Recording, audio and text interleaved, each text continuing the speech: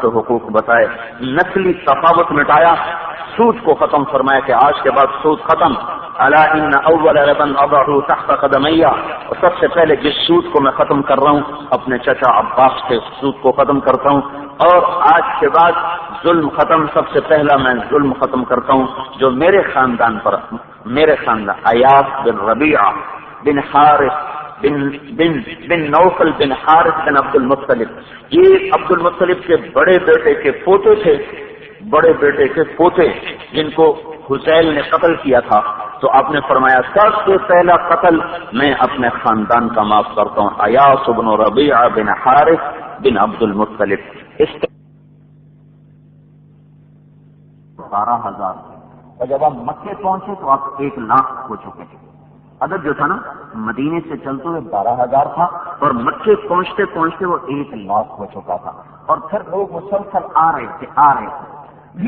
اور عرفات کا میدان بہت لمبا چوڑا ہے، تو یہ جو پہاڑی ہے نا سب سے جدا الگ کھڑی ہوئی ہے، سب سے جدا،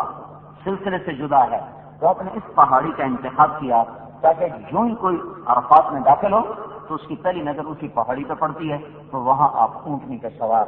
بیت اللہ کی طرف منہ آپ نے فرمایا اور یوں اپنے ہاتھ اٹھائے اور دعا میں شروع ہوئے۔ یہ وقت ہوگا کوئی 1:15 کا، کوئی 1:15 کا وقت ہوگا، اور یہ اپریل کا مہینہ ہے، اپریل میں شدید دھوپ اور گرمی ہوتی ہے حجاز مقدس میں، اور کوئی سائبان نہیں، کوئی سایہ نہیں، اور اونٹنی کی سواری کون سی آرام دہ، اس کی پچھلی جو پشتی ہوتی ہے اس پر آپ بیٹھے ہوئے، اور آپ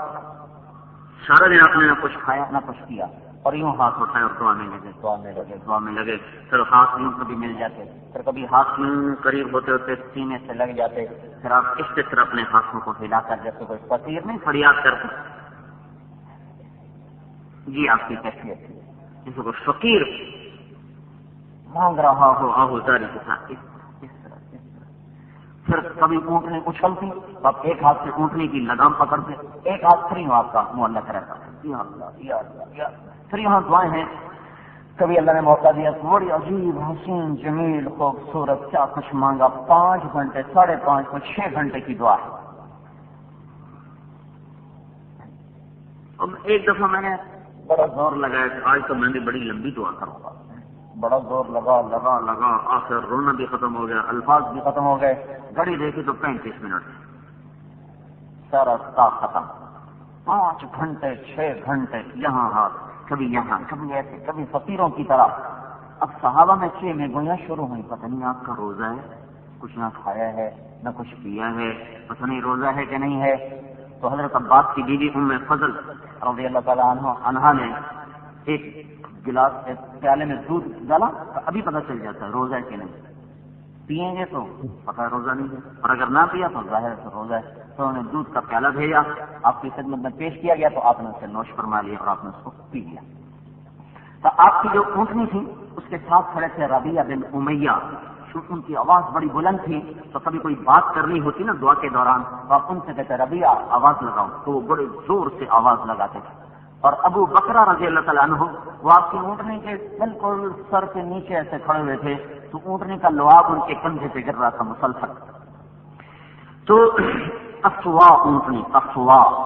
مغرب تک آپ ایسے دعا میں لگے رہے، لے اور کیا کیا مانگا، تو یہ اللہ سے مانگا یا اللہ میری امت کو معاف کر دے، سب سے زیادہ اس پہ زور لگا یا اللہ میری امت کو معاف کر دے، میری امت کو معاف کر دے۔ آخر شام کو یہ دعا قبول ہوئی کہ اچھا آپ کی ساری امت کو معاف کر دیں گے پر ظالم کو نہیں کریں گے۔ تو اس کے بعد آپ نے جب سورج ڈوب گیا، آپ نے چونکہ قریش مکہ سورج ڈوبنے سے پہلے چلتے تھے، آپ نے کہا نہیں ہم ان کے خلاف چلیں، تو حضرت بلال حضرت اسامہ آپ کی اونٹنی پر سوار تھے آپ کے ساتھ، ان کو دیر ہو گئی تو آپ نے ان کا انتظار کیا یہاں تک وہ تشریف لائے، ان کو پیچھے بٹھایا، پھر آپ آگے چلے تو راستے میں آپ کو استنجے کا تقاضا ہوا، وہاں اترے آپ نے استنجا فرمایا، تو ایک خفیف سا وضو کیا، خفیف وضو ایک دفعہ کلی کرنا، ایک دفعہ ہاتھ دھونا۔ سفر میں یہ وضو کرنا چاہیے، یہ جو سفر میں بھی لگے ہوتے ہیں مسواک،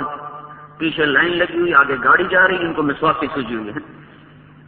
وہ پھر 3 دفعہ بڑے خشوع خضوع سے لگے ہوتے ہیں، ارے بھائی علم سیکھو، اللہ کا واسطہ دیتا ہوں، اس وقت کی سنت ایک دفعہ دھوو، ایک دفعہ کلی کرو، ایک دفعہ ناک میں پان ڈالو، ایک دفعہ